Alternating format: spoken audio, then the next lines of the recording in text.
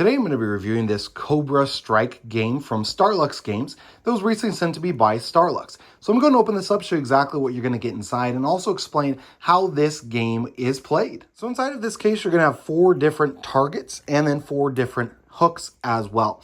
Now these hooks are actually going to be magnetized so that you can see that they're going to be a magnet onto these specific targets.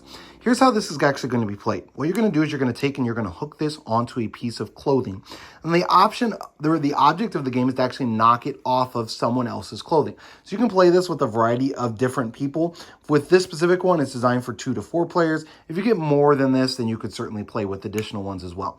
And so essentially what you're going to do is you're going to be trying to knock that off while keeping your opponent from knocking yours off. Now you can have specific rules, so maybe you want it to be where it can't be put onto the back or something like that. You can make up your own type of restrictions if you want.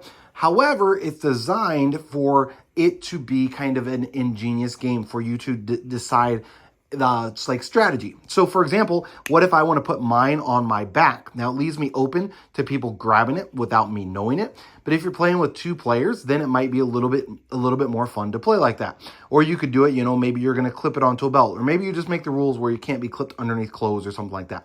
Now this does fall off relatively easy, so you can see there it just kind of has to be smacked a little bit or hit a little bit to cause it to fall off of those hooks. And these are not going to be like too hard where you can't put them onto your skin, but it will certainly clip onto clothing without any issues. So these don't actually have to be knocked off. It's just going to be this part that's knocked off of that little magnet.